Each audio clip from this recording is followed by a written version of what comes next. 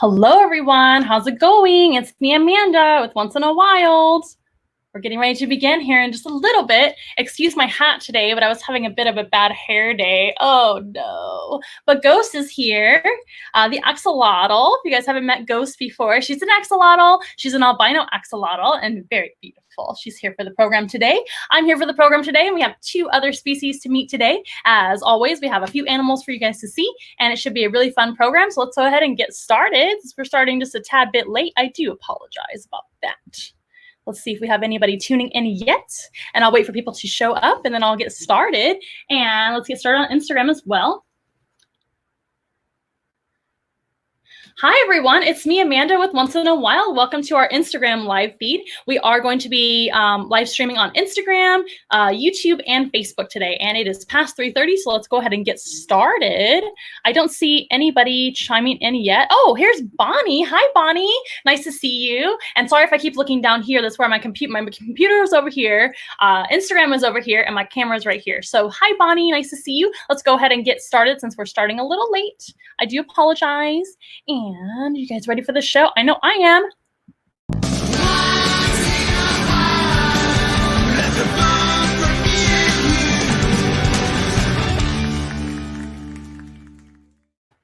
All right.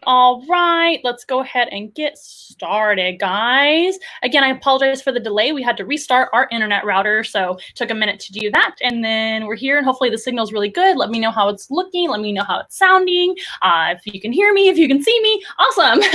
We are going to go on for about an hour today. Instagram only lets me go for an hour, so I kind of use that as my timer. If we have any technical difficulties because of our internet today, I do apologize. It was running a bit slow for our test, but hopefully it's all good now. So we're really excited for the show today. We're talking about the axolotl, and we're going to meet two other species of animals today too. So Ghost is back, and she is a beautiful axolotl. By the way, our shows are free, as you know. Those of you that have chimed in before, welcome back. For those of you that are new, welcome. We like to put our information out there first before I forget, because I tend to forget and start talking about animals, getting really excited, and then I forget to tell you all about us.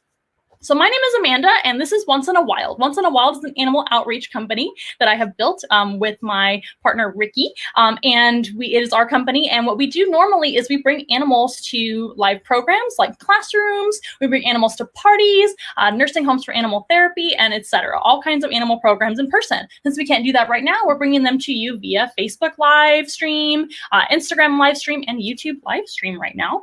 We're also uploading our videos to YouTube, and they're on Facebook too for future viewing. Our website is onceinawild.com. That's where you can find most of our information. And our information on Facebook is scrolling down below. My number's down there if you guys need anything. We're also offering Zoom Room animal encounters. Those have been really, really fun. We use the Zoom app, and we basically just customize your animal encounter, kind of like this, but it's customized to your liking, to your however long you want to hire me for, etc. So, and they're great for parties. They're great for classes. All those homeschoolers out there that are homeschooling right now, maybe for the first time, it's a great way to bring some animals into the classroom. It's been a lot of fun. The students have really been enjoying it. So we highly recommend them. If I do say so myself, it's been a lot of fun. And again, you guys can customize those to your liking and let me know what you want. So you can call or text me anytime to schedule your Zoom room. We are based in San Antonio, Texas, but we can offer Zoom rooms to anyone all over the planet, right? As long as you have the internet, you can have an animal encounter, which is pretty exciting. We also offer these live streams for free, of course, and they're every Monday, Wednesday, and Friday at 3:30 p.m. Central Time. But we also do accept tips via Venmo. On Venmo, you can find us at Once in a Wild. And on our Amazon wish list, basically go to onceinawild.com, scroll all the way down to the bottom, and you'll see a great big box that says donate to our cause. You can't miss it. It's huge, all the way down at the bottom. And if you click that donate to our cause button, you can find our Amazon wish list. There's also links to our Amazon wish list and everything else on most of our social media. We're on Facebook, Instagram, Twitter, TikTok, YouTube, everything. LinkedIn, all the things. So if you guys want to follow us on social media, that helps out a lot. Share our videos, like our content, share our content. It helps out a lot, especially in these hard times. And we really appreciate all of our friends, family, and followers for joining in. Hello, everyone. On Facebook, we have Let's see. We got Bonnie with Sophia. Hi. We've got, and if your kiddos are watching, please add their names in the comments, and so I can say hi to them as well. And for Instagram, I will share this to my story. I will try to remember to do that. That way, if I don't get to your questions, I will try to answer them afterwards in like a private message. But on Facebook, I can actually answer your questions live if I catch them in time, and I can answer them right here because I can highlight your question. But if you guys have kiddos watching, it really makes me feel good to, know that your kids are enjoying it and that anybody's enjoying it, and chime in with their names and let me know they're having a good time. So hi, Sophia. Hi, Lauren. Hi, Consuelo. Hi, Donna. Hello. And Donna's also saying hi to Sophia. Cute. And yeah, all the things. Over on Instagram, let's see who's chiming in. Hello, everyone. I'm getting closer to you. Hello. A couple of people are chiming in. Hello, hello, hello. If you guys have questions, let me know. So let's go ahead and get, this is Ghost, the axolotl. And the axolotl is an underwater salamander. These guys are a type of amphibian. And amphibians include salamanders, newts, frogs, toads, all those guys, and more. Axolotls are another type of amphibian. And they are a salamander technically, but they're very special. So the reason that axolotls live underwater is because they never actually fully develop into a salamander. So a salamander, as you may know, kind of looks like a lizard, and those guys can actually go on dry land if they want to, but they have to go in the water sometimes, or at least be very, very moisturized on their skin to be able to stay healthy. So all amphibians have a slime coat. They are slimy. Those are the animals that are slimy, not reptiles. Reptiles are not slimy. Amphibians are slimy. They have a slime coat. Some fish are slimy too, right? Some fish aren't as slimy as others, but most fish have a slime coat, and so do axolotls and amphibians. So these guys are really special, like I said, because they never fully develop and be able to go on dry land. There's a few type of salamanders that do that as well. There's one called the Texas blind salamander that also does the same kind of thing. They're similar to this species, but the axolotl is not from Texas. They're from Mexico. They're actually from a very, very small space in Mexico called the Xochimilco River Canal. And that little area is a freshwater river system. It's like a little canal system, very, very tiny. I don't remember how large it is, but it's very, very small. And that is the only place where you can find this very special animal.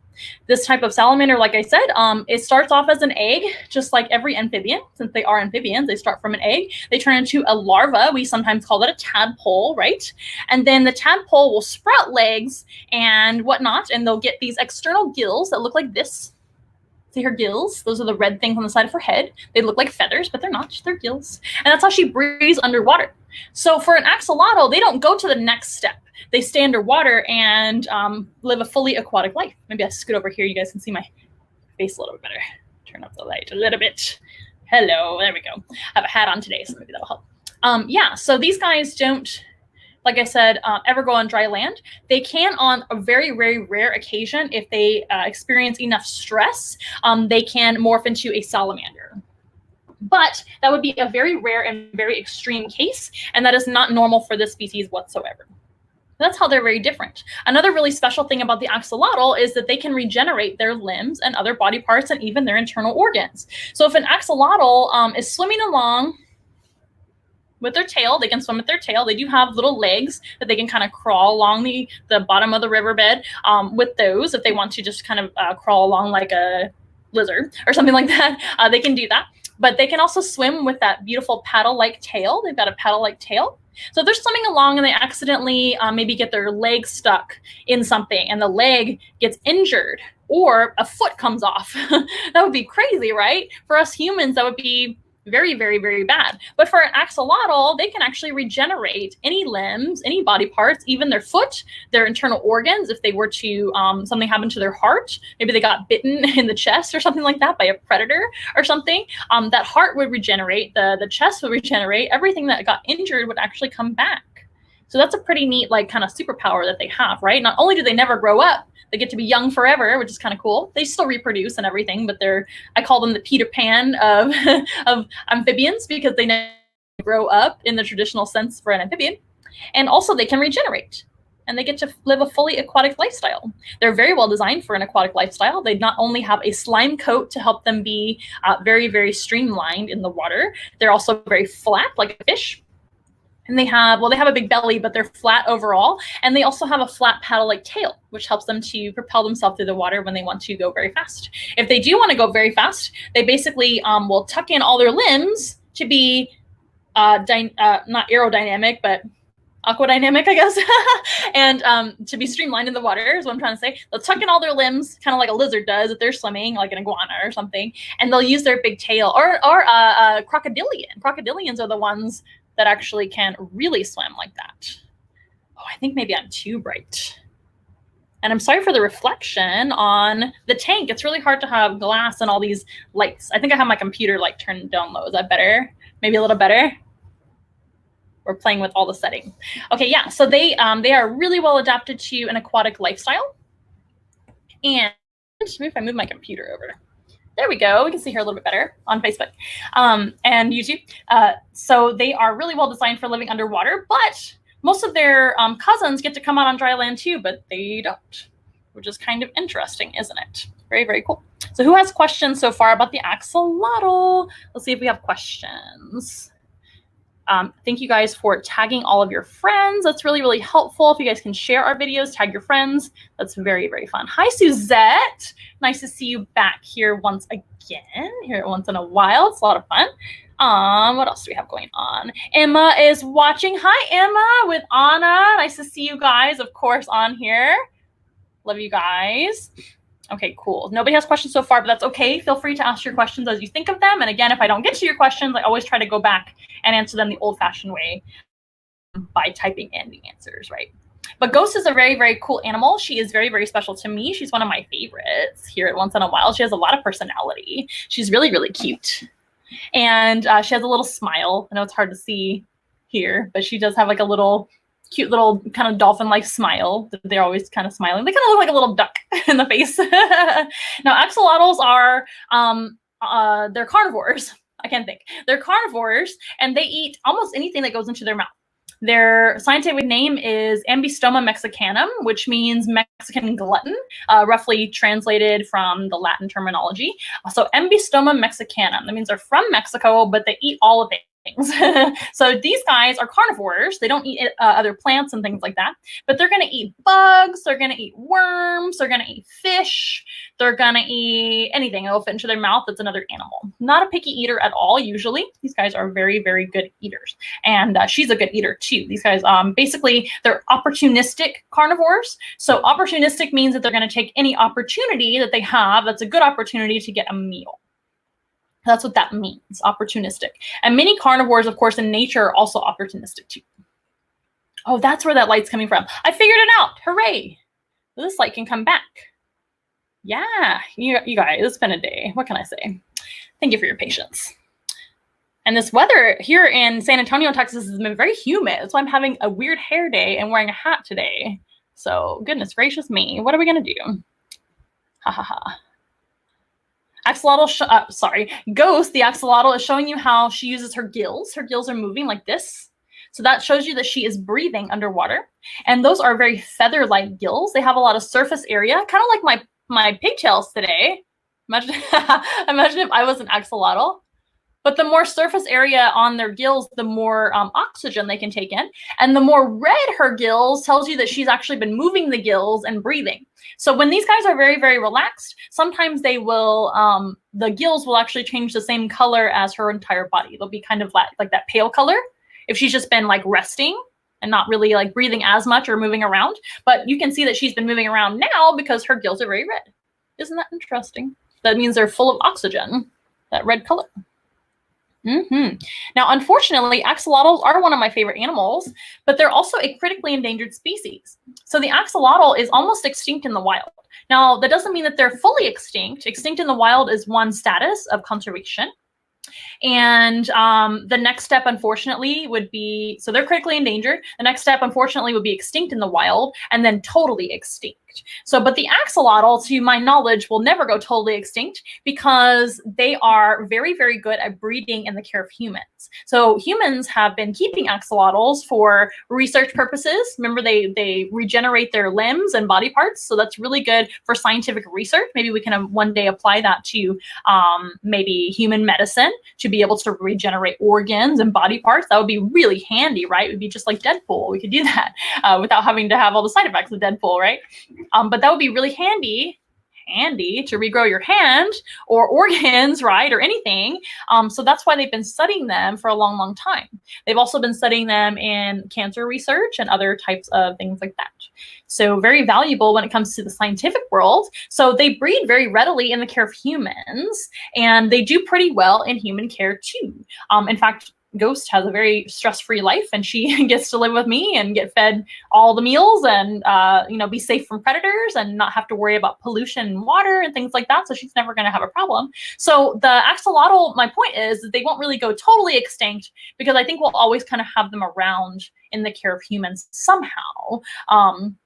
Some way, but in the wild is another case. So as I mentioned before, these guys come from a very, very tiny area in Mexico called the Xochimilco River Canal system.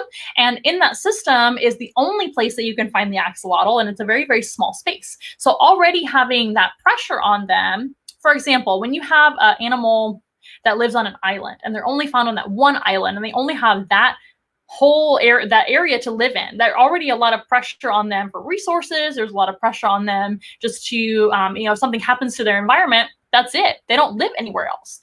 So because they only live in one tiny, tiny environment, something happens to that environment, guess what? They go away too. And unfortunately, that's exactly what happened to the axolotl. So out there in nature, by the way, they don't look like this. They're very dark. They're very well camouflaged to living in muddy, murky water. They're very dark. They have kind of a natural spotted pattern on them. If you saw one of my other programs, you might have met Gremlin. Gremlin was another axolotl that I brought out here. We have 3 axolotls here at Once in a While, Ghost, Gremlin, and Goblin. And Gremlin is the natural color of an axolotl, which is very dark, has a pattern, much better for blending in, right? It makes a lot of sense. Makes a lot of sense. So anywho, my terrible humor. These guys, make sure I'm in focus. Hi. Am I in focus? Y'all tell me. So these guys, like I said, they're critically endangered in the wild because they already have that very, very small area to live in the first place. So something has happened to their natural environment. So what happened mostly is pollution due to us humans. Maybe not you guys, and definitely not me, but I don't know about you guys, but I know not to throw my trash in the river or on the ground. In fact, I pick up trash wherever I go because I know that animals are going to be affected by that trash. Even pets like cats and dogs can be affected by trash. They might swallow something on accident and be hurt, right? So any times that you see trash on the ground, whether it be in your own backyard, on the street, or in nature, you're hiking or something like that, etc., dog park, whatever, we want to pick it up. We want to pick it up and throw it away if it is safe to do that. I'm not saying jump out in the street and pick up a blowing bag or something like that, although somebody should, to be honest with you, because those things are very dangerous to animals. So trash has affected their habitat by basically going into the street, and when it rains, it will rush down into the storm drains and then all the way into the river, and then all the way to where the axolotl lives. Where the axolotl lives is very, very near Mexico City, a very, very large city, where there is a lot of people and there is a lot of trash. So a lot of that trash has affected them. And things like eating plastic is not good for anybody, is it? No. Getting stuck in plastic, etc.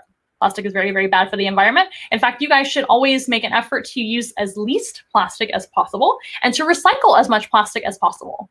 Just a little PSA for you guys. That's always, always good. It's better to use reusable items or recycle whenever you can. But that has happened to them. And also chemicals in their water. So a little bit about axolotls and other amphibians. Amphibians will absorb chemicals very, very easily. So if there's anything unhealthy in the environment, even if it's a natural unhealthy thing like a fungus or something, a fungus actually, many different fungi can affect amphibians and make them sick. But even like chemicals like bleach or anything goes down into the river system, of course it's going to affect these poor animals because their skin is very absorbent. Their skin is gooey and has slime and they absorb everything. So not good for an animal like that. So these guys are often the ones that get affected the most by things like chemicals. Make sense? So that's a couple of things that's affecting them. Another thing that's affecting them is release of unnatural animals into their environment. So we call that invasive species that are introduced. So things like carp and tilapia, which humans oftentimes want to fish. And, it's a lot of fun for us to go fishing and et cetera. But we should never, ever re-release invasive species into an environment just to hunt them. That's never a good idea. It never ends up going well for anyone. That is across the entire planet. For example, there are feral pigs all over the planet now that have been released by humans that don't belong there, and they're causing a lot of problems. Same thing with the axolotl. It's not the pigs that's causing problems for them. It's things like feral carp and tilapia. Those feral carp and tilapia can eat the axolotl and eat everything in their path. So not good. And not very many animals eat carp and tilapia other than humans, and we don't really eat them that much either. So yeah, that's what's going on, unfortunately, with the axolotl. But like I said, they breed really well in the care of humans, and they do generally well in the care of humans as well. So keeping them in aquariums that responsibly keep them, and then one day we might be able to re-release them once their habitat is healthy again. In fact, that's exactly what's happening in Mexico right now. These guys are being bred over there by scientists, researchers, and zookeepers, etc., over there in Mexico. And they are trying to clean up the environment and hopefully re-release some into the population to populate again, and hopefully eventually we'll get a good population again of axolotls. But it honestly may not happen at this point, because the axolotl in 20 years has gone from, let me get this right, 6,000 individuals per square kilometer 20 years ago, 6,000 per square kilometer, to 35 per square kilometer. That's really, really bad. That's a very, very rapid decline of this animal. So they need a lot of help. So that's my point. So these guys are critically endangered species. They're wonderful animals, and they're worth saving, aren't they? Yes, they are.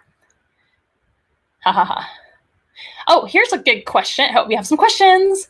Hooray. Am I bright enough, you guys? You see me? Every time I do a different program and I'm sitting in a different spot, I have to change all my lighting. Just so y'all know. It's a lot of fun. Let's see. Emma. Oh, that's right. I called you out already, or called on you already. Hi. Suzette, hi. I'm going back in time. A lot of people being tagged. That's really exciting. Oh, here's a good question. Can they be different colors? From Anna. Hi, Anna. Once again, yes. So the axolotl is naturally a very, very dark, almost black-brown color. Very, very, very dark, like the very muddy Xochimilco river system out there and the canal system out there. They blend in very, very well with the background in the wild, and they live on the kind of the bottom of that riverbed. So they blend into like it's kind of like swampy out there. So yeah, they are kind of in the care of humans, they breed them to be different colors. So Ghost here is actually take your question away so you can see. Ghost is actually a golden albino. And there are things like regular albinos. So she's more of a gold color, hence the name golden albino, right? Obvious. There are also leucistics, which have dark eyes and light bodies. Those are the most famous color in like t-shirts and stuffed animals and things, and all kinds of popular things with axolotls on them that you see the cartoons and things. They have the dark eyes with the white body and the red gills. Those are leucistics. They actually do have that color. And like I said, other albinos that are not as gold as her. There's like mosaic colors where they're like kind of black and white. They make all different colors of the axolotl. They bred them in all different colors, just like dogs. Pretty amazing. They can do that. I'm not an axolotl breeder, so I don't know how to do that, but I appreciate that they've done that. All right. Everybody's tagging their friends. Love it. Liam from Anna again. Liam wants to know what their relatives are. Good question. So the axolotl is a type of amphibian. So they're literally related to all other amphibians, but more closely related to salamanders. So salamanders, newts, things like that, which are the same as these guys, only these guys don't actually go all the way into their full adult form, which is going onto dry land if they want to. That makes sense. So there are things like tiger salamanders, all kinds of things. There's all kinds of salamanders. I'm not going to list 1,000 of them for you, but salamanders. And also the axolotl is very, very similar. Haha, she's being really cute right now. The axolotl is also really, really similar to the Texas blind salamander, which of course is a type of salamander. But the Texas blind salamander is another type of salamander that doesn't fully develop into a land salamander. or land sometimes salamander. But they don't really have any vision. So the Texas blind salamander has evolved to have no eyes. So they have kind of like they look like their eyes are shut, but they just don't. They have like little spaces where their eyes should be. Pretty cool to look up. And the Texas blind salamander is actually an animal that is naturally kind of albino. They're not considered albino because that's the natural color they are. They're white. They have red gills. They're really cool. So you should look them up. They're a lot more slender than these guys. These guys are kind of fatties compared to the Texas blind. Why are their gills so feathery? I think I answered this before, but I'll answer again. Don't mind at all. So just like my ponytails today, her gills are feathery. And those feathery gills are going to have more surface area to basically be able to breathe more oxygen in the water. Believe it or not, there's oxygen in water, but animals like amphibians and fish have gills to be able to breathe in water. Like we don't have that, right? So she doesn't breathe through her nose. She smells with her nose. So she can use her nostrils to smell for food and danger and whatever the environment has in it. But the gills are for breathing. So, but those gills have those feathery things that hang from them. I've got hair on me. Where's the hair coming from? Feathery things on them to give them more surface area or more places to be able to catch the oxygen in the water. That is why. Okay. Thank you for laughing at my joke. Maybe. I don't know. Hopefully it was at my joke and not at me in general. All right. So much fun. So let's move on to our next animal, shall we? Unless you guys have more questions about the axolotl, feel free to ask. Let me see what's going on Instagram. What about that? Anybody have any questions? People are joining in, so good to see everybody. And let me know if you have any questions. I run Instagram Live on my phone. That's how I do both. And then on this app that we use, we can actually simultaneously go to Facebook and go to YouTube Live, which is pretty cool. All the things at once. It's like spinning plates around here, somebody told me. Yeah. How do they communicate? Good question. How do they communicate? So axolotls are actually solitary. So they don't do a ton of communication with each other. And axolotls in the care of humans sometimes can live together, but they have to be the same size or else they'll eat each other. They can be cannibalistic. So remember, the scientific name for these guys is the Ambystoma mexicanum, which means Mexican glutton. That means that they are gluttons. They eat a lot of things. So whatever goes in front of their face, they might try to swallow it. So if it's another baby axolotl, sorry, but it's food. So these guys are solitary in the wild. They don't take care of their babies even. They come together for breeding, and that's it. But in the care of humans, they might live together. And as far as communication, that's a good question. Since they're solitary, they don't do a lot of communication. So this is not communication for them. That's just breathing. I would probably say they bump each other out of the way on occasion. They probably maybe go after each other if they're trying to eat each other, but that's about it as far as I know. Now, that's a great question, something to look up, something to ask more experts in axolotls, I guess. But in the wild, they're solitary, so not a whole lot of communication going on. They don't like talk to each other. They don't really make noises that I know of, and they don't really use body language. I've never even seen that happen in the care of humans either. So, but they do kind of bump into each other in the care of humans. They're kind of goofy like that. So that's about it. Good question, though. A lot of animals do communicate. And that is a very valid question. Okay, let's go ahead and move on to our next animal. And I brought a couple of really, really cute animals for you guys today. Allow me to get ready. You guys on Instagram will be able to see first. And maybe you got a little glimpse there. Oh, and you can probably hear him. I brought you a couple of cutie pies. I'm just going to lower my camera. One moment really fast. I want to make sure.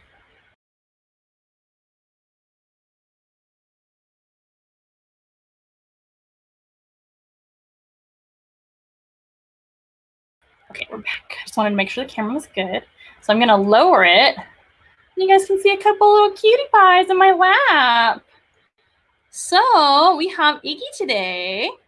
And we have Noodles. Iggy and Noodles are good friends. Here they are. They're so cute. And you guys probably already know what species they are. They are guinea pigs. Guinea pigs. They're so super cute, in my opinion. Guinea pigs are domesticated. Ha ha ha. So not like the axolotl. Axolotls are not domesticated. But guinea pigs are domesticated. And so that means that they can be pets and everything, of course. Can you hear him purring? So guinea pigs do communicate with noises because they are very, very social animals. They're both purring now. Oh my goodness. As you can see, they're best friends, usually. And hopefully, maybe I go like that, you can see them a little better. And they do make little noises to communicate, but these guys are totally different than the axolotl, right? They're mammals instead of amphibians. And in the wild, the derivative of the guinea pig, the wild cousin of these guys, where they came from in the first place, is called the cavy. And the cavy can be also called the guinea pig too. You're not wrong if you call the wild version the guinea pig as well. But the actual species that the domesticated guinea pig came from, this is Iggy and Noodles, by the way, if I didn't say that. The species that they came from is no longer in the wild. It doesn't exist anymore. They went extinct a long time ago. But there are very, very similar species that are almost exactly the same thing. So no big deal, right? So we'll talk about them. So the cavies that these guys come from, there's like 5 different species of them that kind of range all over South America. South America is where the species comes from in the first place. Now, if they're from South America, why would they call them a guinea pig? That's a little weird, right? And they're not pigs, right? They're not pigs at all. They're rodents. So these guys are related to rats and squirrels and mice and porcupines. And let's see if you guys can think of any other rodents. Oh, chinchillas. There's all kinds of rodents species. And these guys are one of them. So they're not a pig at all. Pigs are related to pigs, related to hogs and pigs and warthogs and babirusa, and all those guys are pigs. These aren't pigs. So why do they call them guinea pigs? Well, it's because, well, we don't really know, but the speculation is because of some of the noises they make. They kind of go, week, week, week, week, week, week. And that's one noise that they make. And then another reason might be because they actually used to breed these guys for food. Oh my goodness, don't tell our boys that. They used to be bred for food. And, but don't worry, these guys are definitely our animal companions instead of being food. Definitely not going to be food. But that's what they were originally domesticated for. So about anywhere from 3,000 to 4,000 years ago, the Incas over in South America actually domesticated the guinea pigs for livestock purposes. So things like food and etc. Usually food. And so guinea pig, you know, people eat pigs too. And what happened is that Europeans went over to discover you know, the Americas, and they saw that people were keeping guinea pigs in like little mini farms. These guys often live in big groups called herds, by the way. A male guinea pig is called a boar, just like a pig, and a female guinea pig is called a sow. We have 2 boars here, 2 boys. We actually have all boy guinea pigs here once in a while. And these guys were, they were often cooked for food and things like that. So I think they reminded the Europeans of pigs in that way. And they also make little noises, like I said. So that is another speculated reason on why they would call them the guinea pig. Another reason they call them guinea pig, speculated, we don't really know, but they're not from Guinea. Guinea is over in Africa. They're from South America. But we think that once the Europeans went over and saw how good of livestock and how good of pets that guinea pigs became over by the Incas in South America, they brought them over to Europe. And then when they became so popular about 3,000 years ago or so, maybe even more, these guys were sold for 1 guinea, which was very, very cheap. And they were, since you could eat them back then, don't tell these boys that you could eat them. But back then, they were sold as a guinea pig, as like a cheaper pig, if that makes sense. So guinea pig because they're worth 1 guinea, and because they make pig noises, and because they are also livestock, technically. So that is what's the speculation of why they are called that. Let's see what questions we have. Cute. Oh, that might have been the axolotl, but both are cute. Ha ha ha. Hello, Megan. Nice to see you. I know you can't see my face right now, but these guys prefer to be in the lap. Somebody is asking about reptiles. Ashley, I think, says, I heard that reptiles don't have emotions. Is that true? I don't think that that is true at all. I think all animals have emotions. They just express them in their own animal way, right? And just because they're different doesn't make them less important than our emotions. In fact, I really do think that reptiles and all other animals have emotions too. So in my opinion, that is incorrect.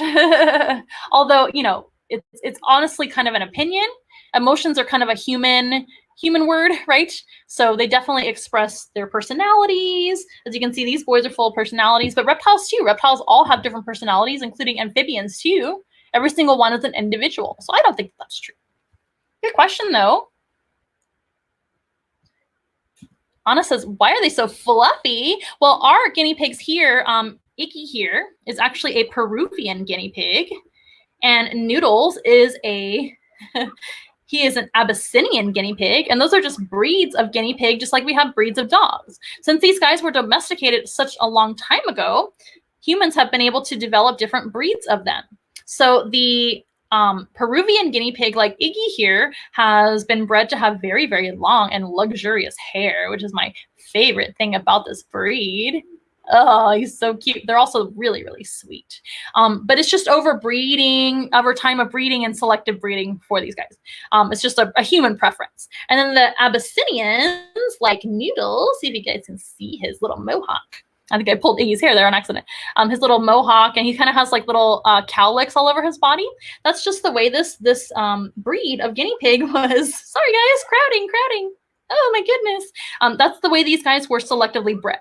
So this isn't how they would look out in the wild. So let's talk a little bit more about how they look in the wild. Now, again, these guys are breeds of guinea pig, and there are 12 or 13 breeds of guinea pig, in case you guys were wondering. I can't remember if it's 12 or 13, but there are quite a few of them. But just like there's so many breeds of dogs, right? It's the same exact thing. Since they are bred in the care of humans, and since they are domesticated, they've been able to selectively breed them for different colors, different hair lengths, etc. And then Iggy's color is called broken. It's a broken red and white. Because he's got broken patterns, right? You see his beautiful white. And then Noodles is a tortoise shell, just like a tortoise shell cat. And he is orange and black. Really, really cool.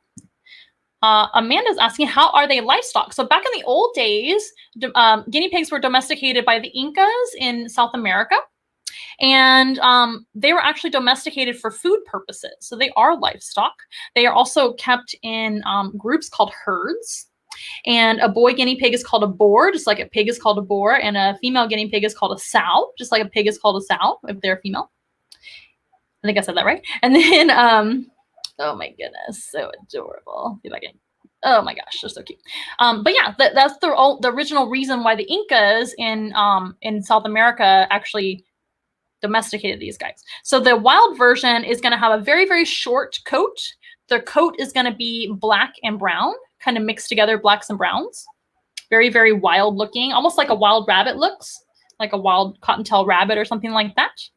And they're going to be able to blend into the background.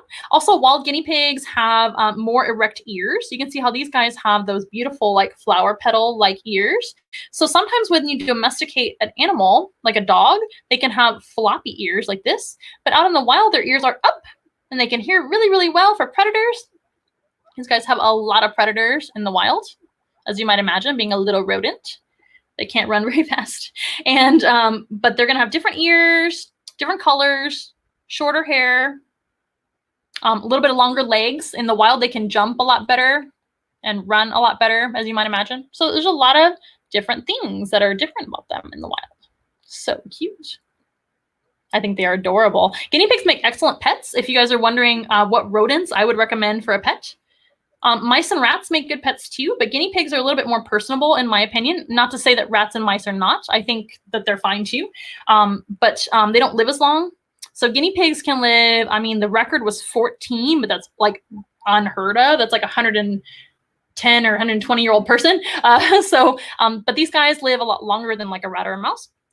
They also are very, very social, like I said, so they'll have a lot of social tendencies towards their humans.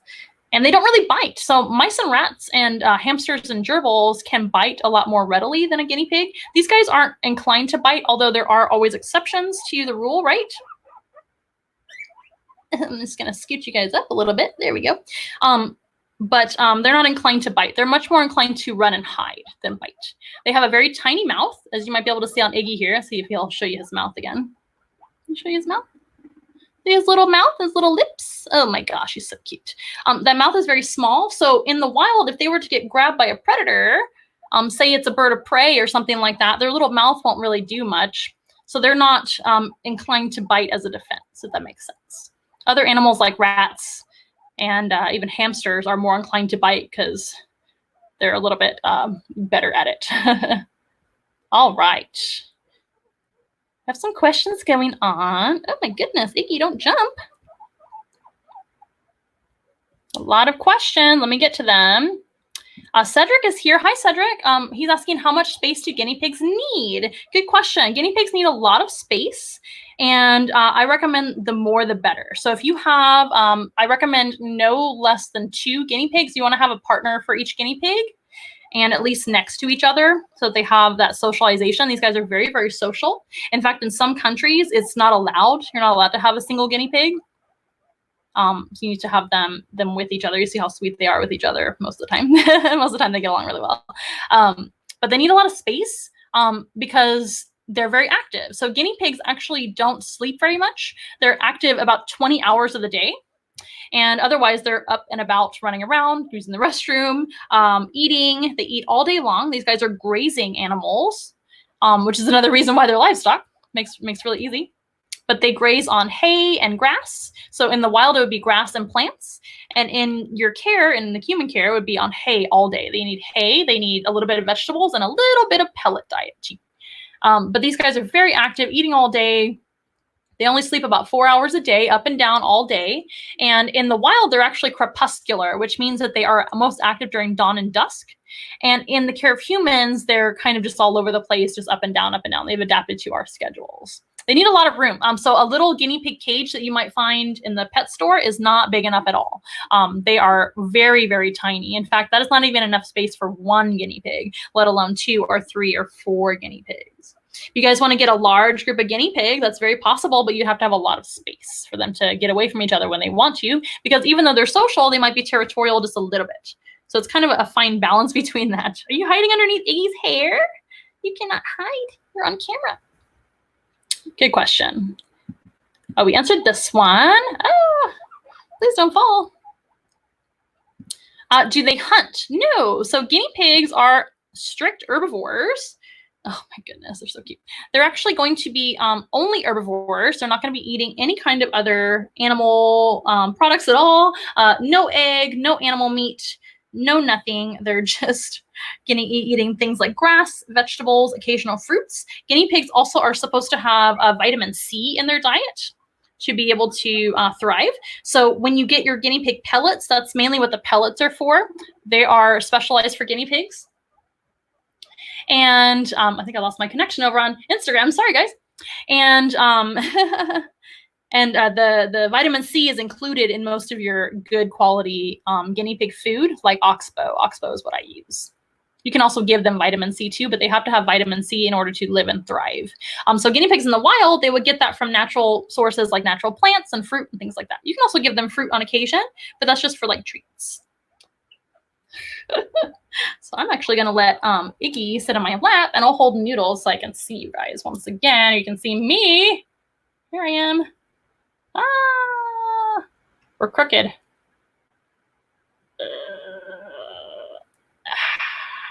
Hello. Here's Noodles. I'm going to hold him while I finish talking about guinea pigs. He's the smaller one of the 2. Oh, you can see how sweet they are. They're actually very social with humans once they learn that you're the provider of the food and you're the provider of all their needs. They really kind of get to know you, and they're really, really sweet. I'm holding Noodles, and Iggy's just down here in my lap still. They really like their lap time. It's a great way to bond with them.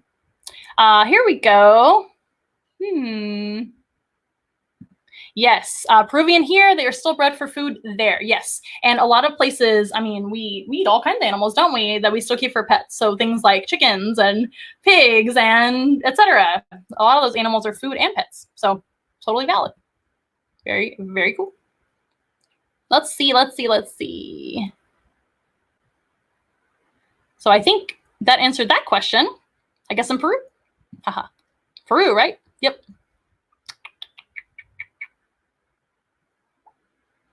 Oh, can y'all hear his little noise? He just made a little noise. Oh my goodness. Now, these guys are rodents, like I said, and the type of rodent they are is the guinea pig, but they're also known as KVs. And cavy is the proper name for like their wild cousins too. So cavies are a family of rodents, including the capybara. Capybara are the largest species of rodent in the world. Those guys are huge. They're found also in South America. And cavies have 3 toes in the back and 4 toes in the front. Isn't that interesting? They're usually kind of potato shaped. Oh, you're so cute. They remind me of little monkey noises. Guys, I get so distracted by our cute animals. Now, Iggy and Noodles both participate in animal therapy. Remember, we talked about some of the programs that we do here at Once in a While? Animal therapy is one thing that we offer once we're back in action and out in the outdoors and back in society once again, and we're free. Hooray! We can't wait. Animal therapy is really important. We all need animal therapy sometimes, right? But especially people in nursing homes and hospitals and whatnot, we believe that that's very beneficial. So if you guys need any animal therapy, we do provide services for that. We have certain animals like our guinea pigs, Iggy and Noodles, that are very, very good for animal therapy. You guys can hold and love them too. They are so soft. They are so sweet. Here's a question. I like that Noodles' face, or it's a comment. I like that Noodles' face is half orange and half black down the middle. Yeah, he just happened to come out that color. Yeah. So we have 4 guinea pigs total. We have Noodles and Dexter, and Noodles also has a brother. His name is Billy Joe. Billy Joe, Noodles, Dexter, Iggy. You all saw Iggy already.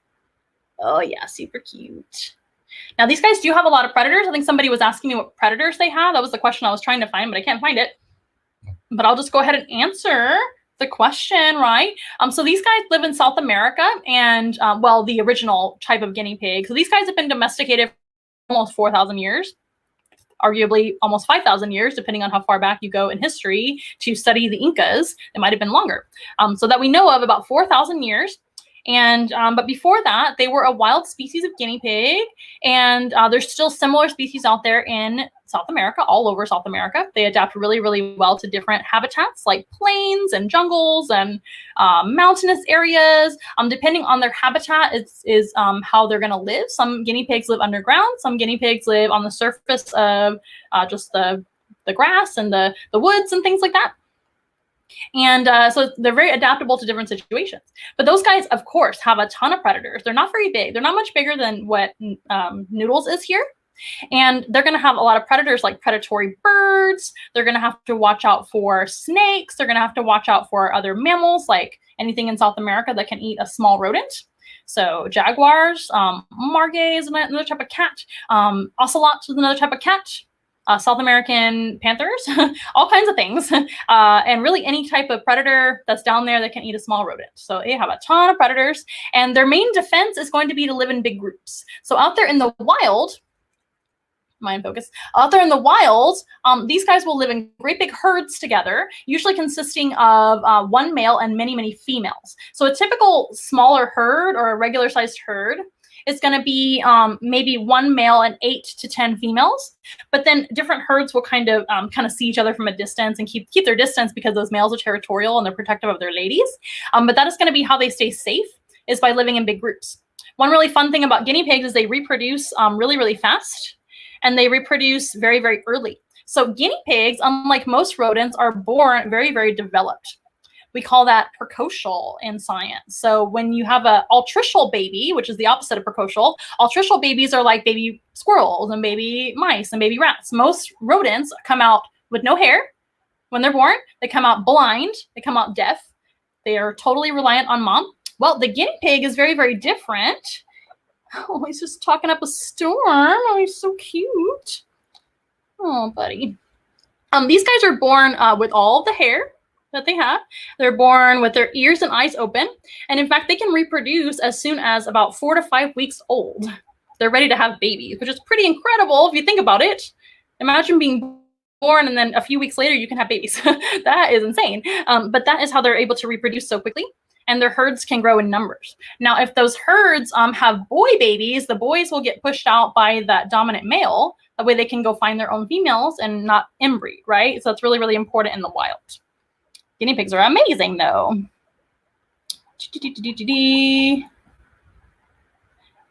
Anna also asks, what are their main colors? So in the wild, so there's all different kinds of colors of guinea pigs in the care of humans because they've been bred just like dogs to have different colors like Noodles, like Iggy. I have a solid black guinea pig. We also have another one that looks just like him.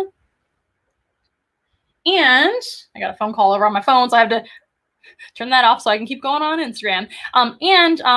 All kinds of colors, like pretty much any color you can think of that's like on a dog, a guinea pig could be that color too, pretty much. But in the wild, they're going to be what's called a goody. A goody is black and brown. That's kind of like a mixed, kind of a like almost like a wild rabbit looks. So that's what a wild guinea pig would look too, because they have to blend into the background. Very, very important to blend in if you are a tiny little prey animal. Oh, thank goodness. Are you getting hungry? You're going to eat my shirt. Maybe that's the signal we need to move on to the next animal if he's going to eat my shirt. Okay, so let's move on to our final animal. And of course, feel free to ask me any questions of any kind about any of the animals you've seen today as we go on, or any animals at all. Mwah. He deserves a little kiss. And I'm going to put him down right here next to me very gently. Guinea pigs are a little bit scared of heights, so you have to be very careful when you hold them. You want to hold them nice and gentle. And guinea pigs really like to be held in like some kind of device like this. I use a little bath mat, a fancy bath mat to hold these guys. Very, very sweet. Ooh, and he just gets to go right down below next to me. How's that? And they can relax. Okay. Did you guys have any other questions about anything at all? Let me see if I have any more questions. Let me see.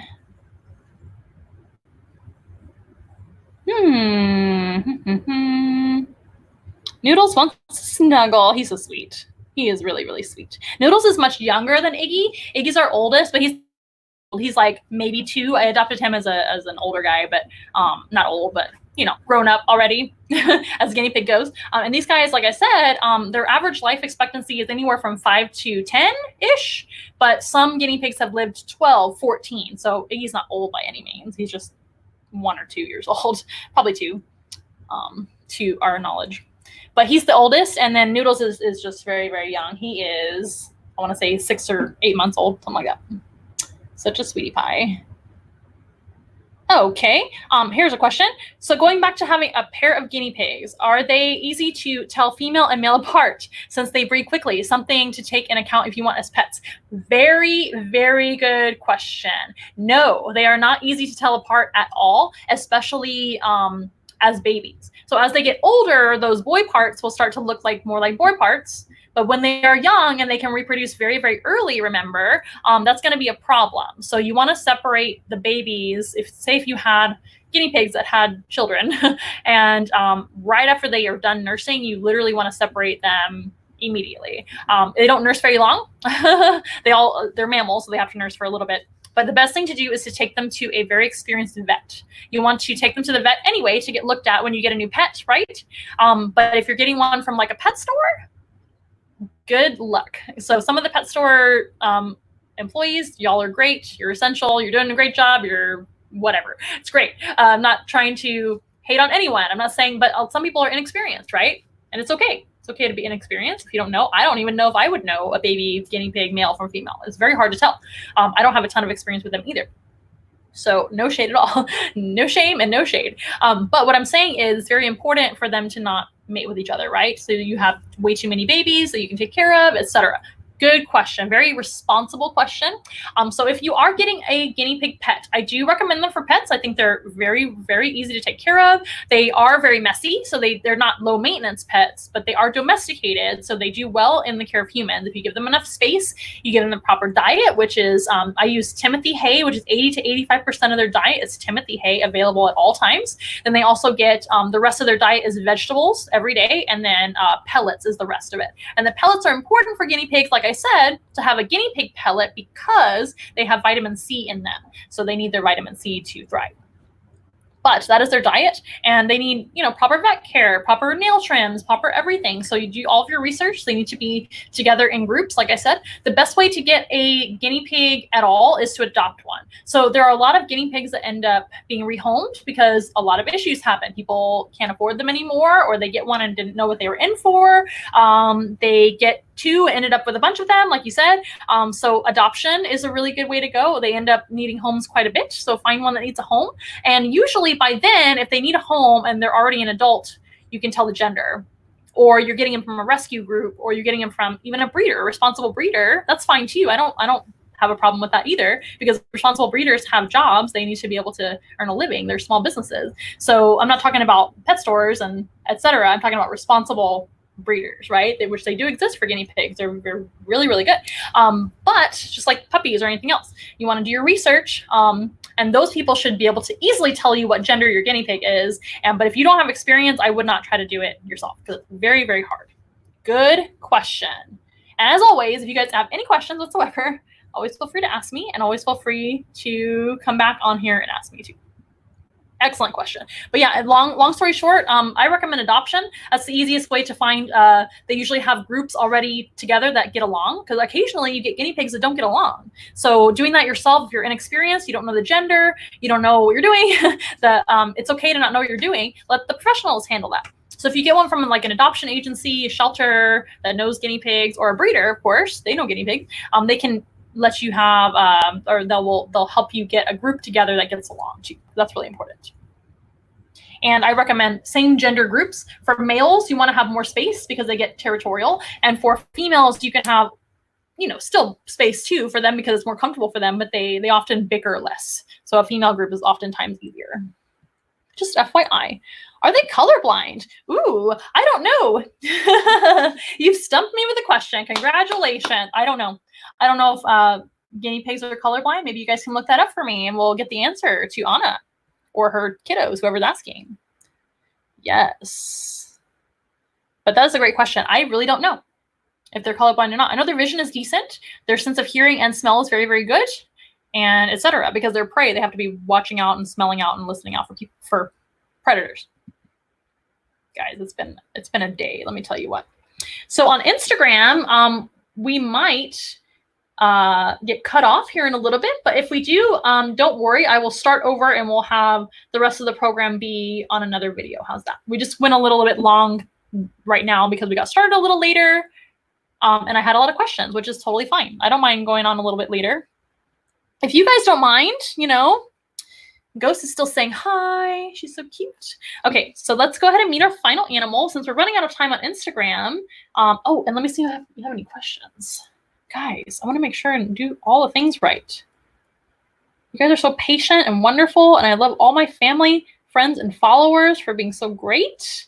You guys are so, so patient. Okay, let me know if you have any questions. Okay, our final animal is coming right at you. I gotta get him ready first. Let me see. He's a hot mess. Okay. Here he is, guys. It's Shelton. Shelton's going to come see you guys. He's back again. So Shelton has been living the good life lately because it recently got really, really warm here in San Antonio, Texas. And today it's very, very humid outside, which is the exact environment which this tortoise thrives in. So this is a red-footed tortoise. Did you guys pay attention to all of our animal habitats? So the axolotls from Mexico, the wild version of the guinea pig, is from South America. This guy's also from South America too. So kind of the general same region, although Mexico is part of North America technically. Mexico is down south near South America. And then we traveled down into South America, and now we're talking about another South American species, which is Shelton. This is Shelton John. That's his full name. And he is a red-footed tortoise. Can you guys see his beautiful colors? Beautiful. Can you see why they call them the red-footed tortoise? Don't say that 5 times fast. Red-footed tortoise. Red-footed tortoise. That's twice. That's all you're gonna get. These guys are red-footed, and they even have a red head. You guys see his beautiful red head? Might be too bright. Let's turn on the lights just a tad. Oh, yes, that's a little bit better. These guys have beautiful colors. You got a guinea pig hair on you, sweetheart. Oh my goodness. But what I was saying was it's been really nice outside the last few days, and he's gotten to live outside with his good friend Frank. Frank and Shelton live together most of the time, and especially right now since they get to live outdoors. And hot and humid is what they prefer. These guys are tropical species from South America, and they actually do really well in nice humid climates where it rains every day, and they can get into like a shallow body of water to soak their bodies. So here in Texas, it's dry most of the year. So when I do keep them outside, they have a lot of water every day. I always take the water hose too and give them a nice shower every single day to make sure their humidity is okay. And they have to have the proper substrate in their enclosure to keep humidity up. That is important with all reptiles and all animals to keep their environments appropriate for them, right? Yes, he says yes. So tortoises are very, very beautiful cousins of turtles. Tortoises and turtles are closely related. They're in the same reptile category. When we talk about reptiles, we've got turtles and tortoises, lizards, snakes, and crocodilians, which are crocodiles and alligators, gharials and caiman. All of those guys are crocodilians. But turtles and tortoises are in the same category, so they're very, very closely related. But there are some differences between turtles and tortoises, right? So the main difference is going to be where they live most of the time. So turtles, if you don't know, can swim, but a tortoise like Shelton here, he can't swim. He can go into shallow bodies of water to soak and get some humidity and get some water to drink, etc. He needs water to live, and some rainfall feels really good on their shells and keeps them nice and moisturized, things like that. But these guys are not swimmers. They don't have a body designed for swimming. In fact, if he were to go into the water right now, there's some water. I'm not gonna do that because he would sink because they're very heavy. These guys are very heavy, like a paperweight this size. But these guys get pretty large as a tortoise goes. They are around yay big. If you've seen Frank, he's about this long, pretty large, medium size for a tortoise, not the largest, obviously. That's like the Galapagos and the Aldabra tortoise. But these guys are still just as sinkable, if you will. And yeah, don't swim at all. Not buoyant, don't float, don't have flippers or webbed feet. They have elephantine feet, which is another feature of all tortoises. All tortoises. Oh, I'm gonna have to restart on Instagram. Let me share it to my story real fast. There we go. And we're gonna restart. Hang with me. Look at Shelton. All right. Haha. And we're back on Instagram. Hey guys, we're just gonna continue from the last live program because it cut me off in an hour, but we're almost finished. This once again is Shelton John. He is a red-footed tortoise. For those of you on Instagram, he is so cute. He is not fully grown. Like I was saying earlier, he is, still a kid. Now, we don't know Shelton's age. We got him as a rescue. He is another animal that you can actually rescue, believe it or not just guinea pigs, or dogs and cats, but tortoises sometimes get handed down or get abandoned because they live a long time. So this species, the red-footed tortoise, might live into their 60s or more, 65, 70 years old. I think 70 something was the record for these guys. That's a long time. So if you get a tortoise and it outlives you, what are you going to do? So you have to have kind of a plan for that stuff, right? That's responsible. But sometimes people get them and they don't know what kind of care they need, etc. So anyway, so he ended up in a rescue group, and we adopted him from the rescue group. So we don't know his age. They guesstimated around, it could be 10 or so. Who knows? These guys start off pretty tiny, and they said he could be anywhere from 10 to 20, and we've had him for a couple of years. So around that, we don't really know. We're guessing his age at this point. But he is super cute. He has a friend named Frank, and Frank is about 2 to 3 times his size. And the same species, though, red-footed tortoise. So let's see what questions we have while I just kind of hold him. Shelton, that's right. Do you like his name? I like his name. How big can they get? That was my demonstration about yay big, like their shell. So, trying to it's a challenge. Yay long. Something like that. like a 1.5 feet long, something like that. More or less. That's how big they can get. And they can weigh, probably say 20, 30 pounds. Same thing with Shelton John. That's about how big he'll get as well. Now, being a tortoise, and all reptiles are included in this fact, reptiles never stop growing. So as long as he's alive, he will continue to grow, at least in weight and little by little. But like everything they do, tortoises grow very slowly. So that'll take a while for him to grow that big. Yeah. Does he wear glasses? That would be really, really cute. Maybe we'll do a little filter on him where he can have some beautiful sunglasses like his name sake, right? Good question. We have a lot of musical names in our collection because we love music and we love all kinds of fun things. In fact, our guinea pigs are named after musicians too. We have Billy Joe, we have Dexter, we have Noodles, and we have Iggy. Those are all of our guinea pigs' names. Yeah. And Ghost was just named after a ghost because she looked like a little floating Casper ghost in the water. I just thought she was so cute when I got her. Yeah. So Shelton, again, is a tortoise. And remember, tortoises can't swim. They're not designed to swim. They're designed to walk on land. So they have what we call elephantine legs. His little legs look like elephant legs. When he gets bigger, they'll look like big elephant legs, not as big as an elephant. But have you guys ever seen like a Galapagos tortoise or an Aldabra tortoise? Those guys have really elephant-like features, like their legs, right? And just want to make sure I'm in focus. Thank you guys so much for all your patience while I'm figuring out technical difficulties. It's been great. This whole experience, right? We're learning all the time. So, yeah, those guys, the larger tortoises have larger legs, so they look like elephant legs. These guys still have elephantine or elephant-like legs to lift their heavier bodies. Since he is a land-dwelling animal and he has a pretty heavy shell, he's not a heavy individual, but he's heavier than a turtle would be. If he were a turtle of the same size, he'd be really, really lightweight. He'd also be really flat and streamlined in the water, right? To be able to swim fast. These guys aren't fast. They're slow, and they don't swim, and they have elephantine legs. That's a difference between a turtle and a tortoise. Now, another difference is going to be their diet. So turtles in nature are almost always omnivores, but some turtles are considered carnivores. And you know, carnivores eat meat and omnivores eat meat and plants. And tortoises are neither one of those things. So tortoises are considered to be herbivores, just like the guinea pig.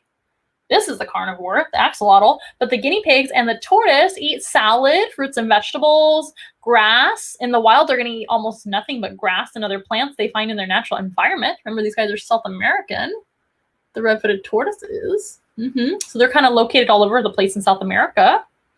And they're running around in like kind of jungly or forested regions. And they also, pardon me, they also will eat plants. So they're going to be a little bit too slow to catch moving animals. As you might imagine, a tortoise is not fast enough to run really fast and grab an animal to eat.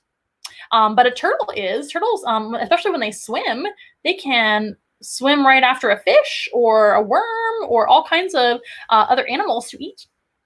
And some turtles, not tortoises, a tortoise, but some turtles live in the water and then they kind of lure their prey into their mouth. You guys know what kind of turtle does that? There's a special kind of turtle. There's a couple of them that use their tongue like a little worm. It's a terrible impression, sorry. And they'll kind of like do that. And a fish will actually swim into their mouth, and then that turtle will chomp down really fast. But that type of turtle, there's a couple of them that can, they don't move very fast, but their mouth crunches down really fast. But this is a tortoise, so the fastest thing that he can catch is like grass or a slow-moving slug, for example. Now, if he were to eat a slow-moving slug or snail or the occasional ant that crawls into his greens, he's okay. He's not going to like perish if he eats, you know, a little bit of protein like that, animal protein, but he shouldn't get animal protein as part of his regular diet. If that makes sense. So that can actually harm tortoises. in the wild or otherwise. In the care of humans, sometimes they develop issues if they get too much animal protein.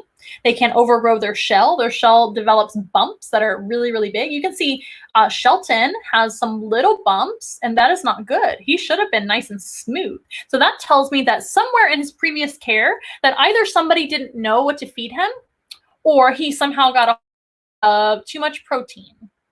That tells me that that's likely the case. So that happens to turtles and tortoises a lot. If they get too much animal protein, their shell develops these pyramids. They call them pyramids or pyramiding. That makes sense? So he has just little ones. They shouldn't get any worse than this since he's now on a salad diet and grass diet, etc.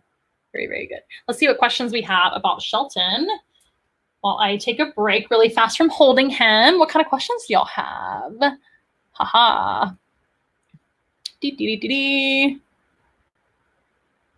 Looking at everybody's questions.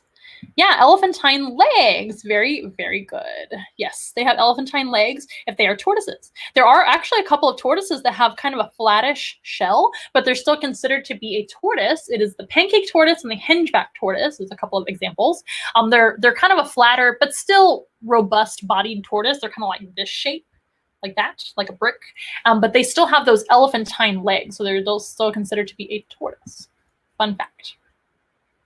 What is their environment? So this species, the red-footed tortoise, they live in like the rainforest and the jungles and different areas like that in South America.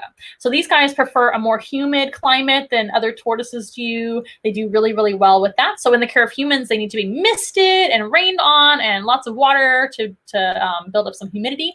Living outside on a day like today when it's raining and probably 80 to 90% humidity and nice out there, this is perfect for them. So nice, warmer, and also rainy. So that is what they prefer. That is where they're from. Ooh, here's a good question. How do their shells grow? Is it similar to human fingernails? So yes. So in the way that it's made out of the same material. So the shell is part of his body. So it's not something he can take off. This is actually connected to his skin here is connected to the shell. The top part of the shell is called the carapace. This is the carapace. And the bottom part of the shell is called the plastron. That's just the two sides. So both the carapace and the plastron are made out of the same thing your fingernails are made out of and your hair is made out of, and that is keratin. Now, underneath the keratin on a tortoise is all their bones. So there's a layer of solid bone right underneath the carapace and the plastron. But inside of that bone are his ribs, his spine, all of those things. And of course, his internal organs are all the way inside. But he's going to grow as he grows. So like all reptiles, that was a silly answer. All reptiles have to shed their skin. So a tortoise would have to shed their shell too. They shed it off in kind of like flakes. In fact, he's kind of developing a little flake right here. See that? It's kind of like a little extra part right there. And they kind of flake off as they grow. So it's a little bit slower than the reptile. He's also shedding on his head right now. I don't know if y'all can see that.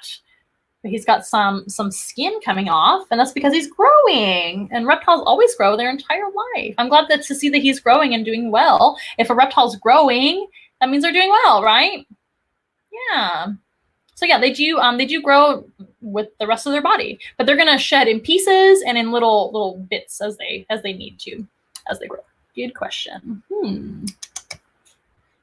We have the answer. So that animal that lives in the water, that's a turtle, doesn't move very fast, but their mouth has a lure inside of it with their tongue is a lure, and a worm or a fish crawls in. That is a snapping turtle. There's the alligator snapping turtle, and there is the common snapping turtle. And there might be other species too that I don't know of. Very, very good. And Lauren also got it right as well. And Richard got it right as well. He's being very specific, saying alligator snapping turtle. Very, very good. That is not an animal you want to ever get bit by. You might lose a finger or an arm. Very, very good.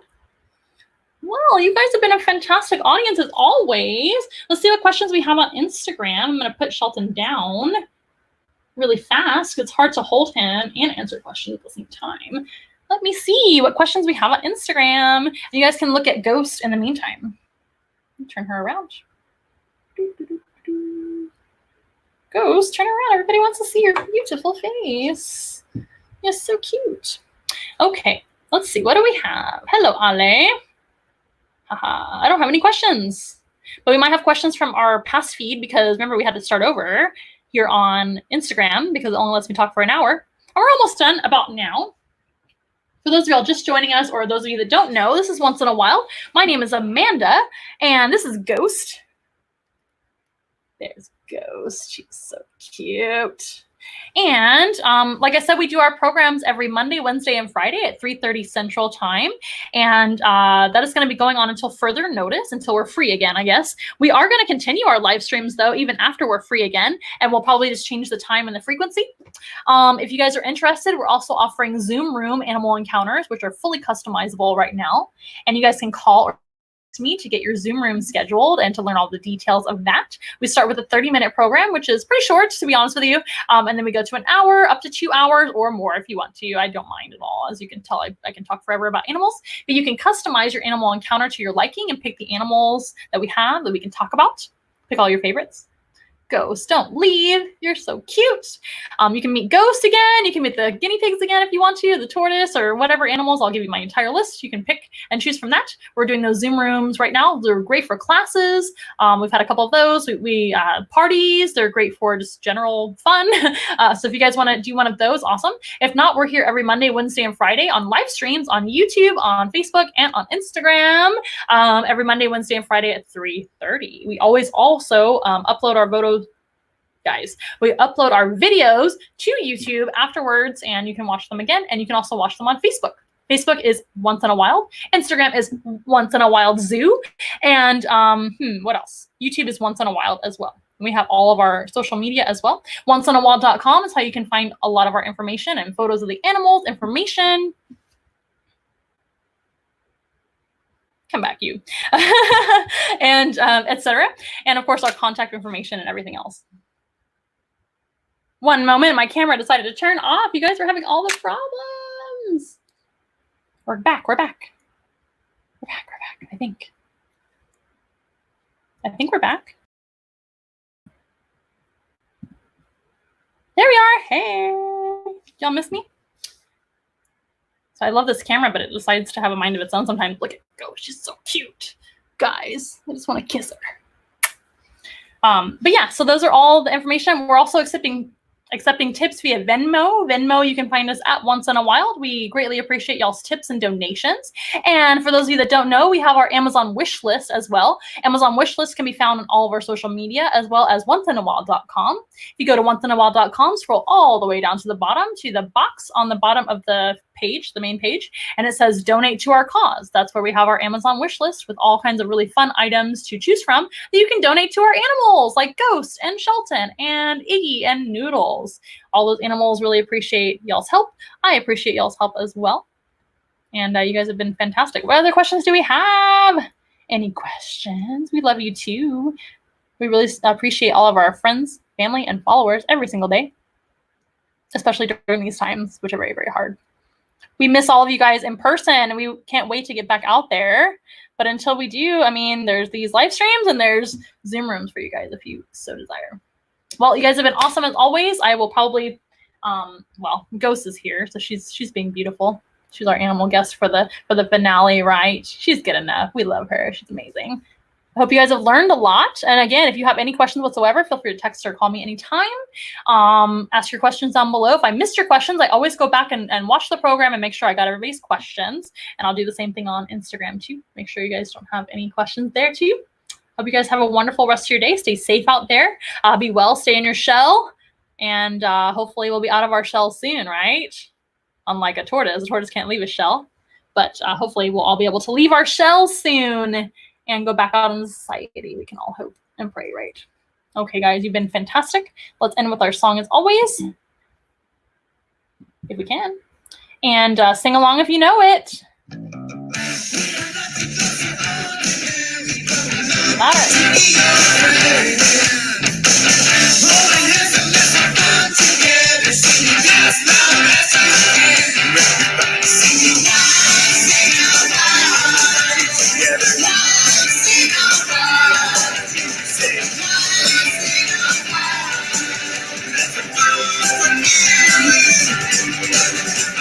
We are not the close of ordinary, going up to be your friend.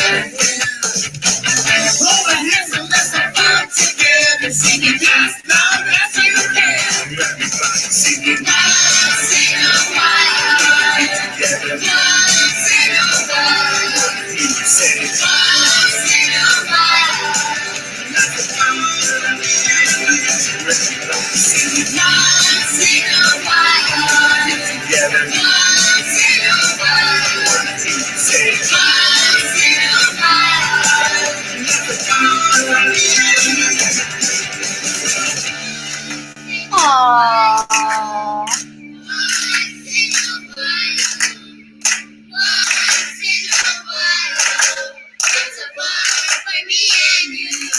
Hooray! Thank you as always. We'll see you guys next time here on Friday at 3:30 Central Time. Can't wait to see you then. Bye!